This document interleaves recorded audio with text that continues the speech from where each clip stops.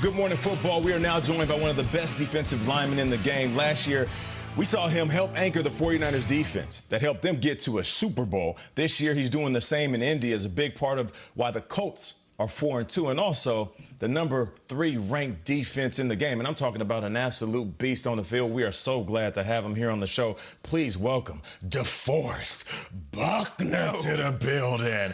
What's up, DeFo? How you doing, fam? What up, Nate? I appreciate y'all having me, man. Like I told you all before, I'm a big fan of the show, and I'm just blessed to be on. Listen, we're here to highlight you guys, so for you to give us a compliment, it truly means a lot, and I'm not just saying that. Now, DeForest, you guys are coming off one of the most incredible comebacks. Down 21-0 to the Bengals. You know how it is in the league, man. Sometimes teams get a lead on you, and it's a wrap if your team ain't built like that. What was it like on the sidelines, and how did you feel when you guys finally could take a breath after that big comeback? Yeah, honestly, our team was, built for games like that. We've been preparing, all offseason for games like this, and on the sideline, nobody panicked. Actually, Darius brought the defense up, and, he was just telling us, we need more energy. And, he's usually the guy that brings all the energy, that we feed off of, and we had to bring our own. And guys started to lock in. We played great complementary football. The offense started clicking. Special teams got us good field position, and we just rallied. DeFo, we're so excited to have you on the show. I've never met you. I've never even talked to you. It's so funny to me sometimes that, you're a monster out there, an absolute disruptive monster, and you're just such a sweetheart here waking up with us. Good morning. Look at that smile. Are you kidding me? Okay, let's talk about your season so far. A lot of the PFF, the websites, the numbers, the stat people, Gil Brandt, our very own, calling you an early favorite for Defensive Player of the Year, and you've been that. You've got 13 quarterback hits already. That's second best in the NFL. But I heard a little rumor that you maybe don't like that stat. Let's take a look.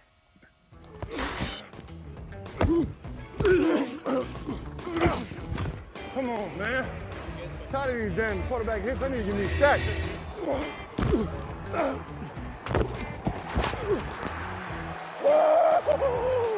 Let's go, man. Ah!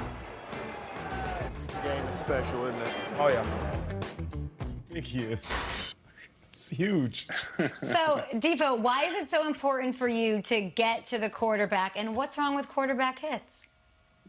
Nothing's wrong with quarterback hits. It's just frustrating when you're there and, he's just letting the ball go. When you hit him that many times and, he's letting the ball go, it's one of the worst feelings. And when you finally get that sack, it's one of the best feelings in the world, that adrenaline rush.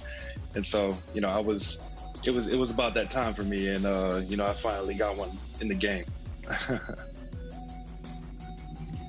DeFo, we know about Justin Houston. We know about you. We know about Darius Leonard, who's on the mend but should be fine.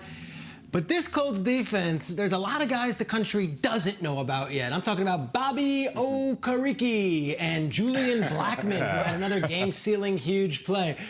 Take us through some of these defensive players and why we need to know Bobby Okereke and some of the other teammates you got.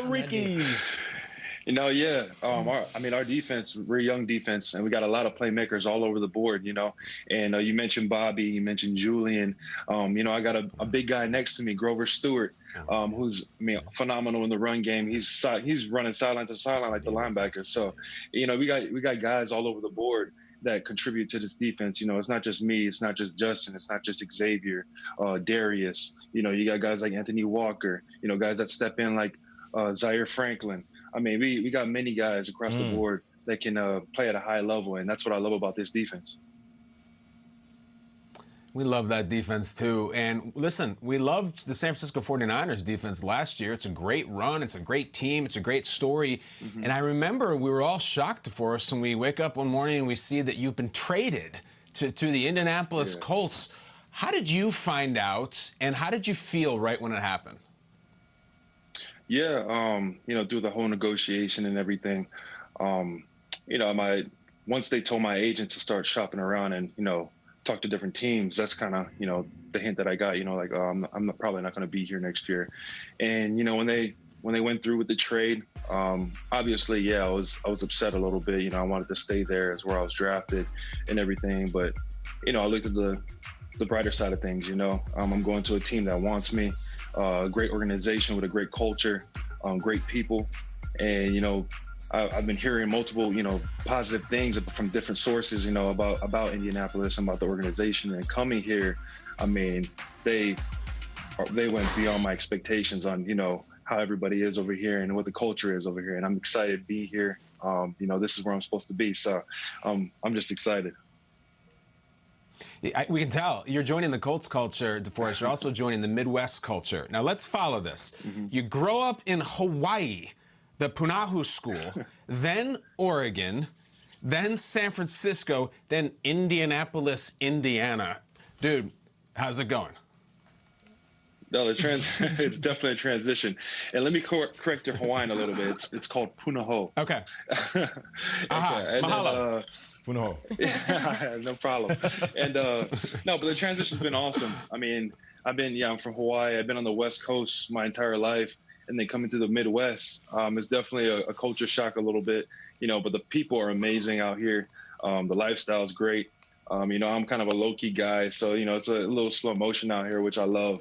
And, you know, it's just another thing in the, you know, in the memories for me and my wife and my family, you know, to look back on and be like, look at us. We lived in the Midwest for a little bit. And so it's just been an amazing transition for me. No doubt, probably hard to find a few places to surf out there in Indy, but it's all good. You know, Indy's a great place to chill and live. I want to ask you about Quentin Nelson. You know, you face him every day at practice, and we love to talk about him on the show. We kind of talk about him like he's Paul Bunyan a little bit. So, being that you see him all the time, like, is he everything that we think he is? Like, is he an absolute beast? Like, what stories can you share about Q Nasty? Yeah. He's everything and more. You know, going against Q every day. I mean, it's the best. It's the best thing to look forward to. Honestly, each and every day. You know, we try to make each other better each and every day. He's the ultimate pro. You know what I mean? He doesn't look to win drills. He's trying to work on his technique. You know, every chance that he gets. And you know, it's just amazing to see the way he approaches the game. He's the ultimate teammate. You know, he'll put his body in, you know, in harm's way for his teammates. So, I mean, it's just amazing to see the type of teammate he is, the type of pro he is. And I'm lucky to be able to go against him every day. There's a lot of teammates that would say that about you. I remember we had Eric Armstead on, and he spoke very highly about what you meant to that locker room. I know John Lynch has talked about what you've added in building that foundation out there in San Francisco. I want to talk about work you do off of the field. You're launching a brand new charity this week. What made you decide to do it? What are some of the issues that your foundation are going to be tackling? We don't know much. Tell us. Yeah, it's called Defeating Barriers. So pretty much we're looking to, you know, we're committed to eliminating barriers and unifying communities through our youth and, you know, empowering our youth and, you know, teaching them about leadership and how to be a team player and, you know, the mutual understanding of respect from, you know, amongst their peers. And so we want to really do this. And honestly, this month, you know, with being anti-bullying month, we're actually going to do some virtual engagements with some kids, you know, and educating them on those certain issues. And I'm just excited to get it started out here in Indianapolis and finally get my feet, you know, myself in the community and doing those things. So it's really exciting. DeForest, I have to jump in before we leave. I know you said during the commercial break that you really like this show. And I say this when I hear it in guys that come on the show. You're really going to enjoy it when you're taking my seat because you're really good on TV, and I know you have a heart for the game and a passion for the game, and you can speak it very well. So if you love the show, when you're done retiring, which is a long times away, you're going to be very good in front of the camera, man. I appreciate that, Nate. No problem. No problem.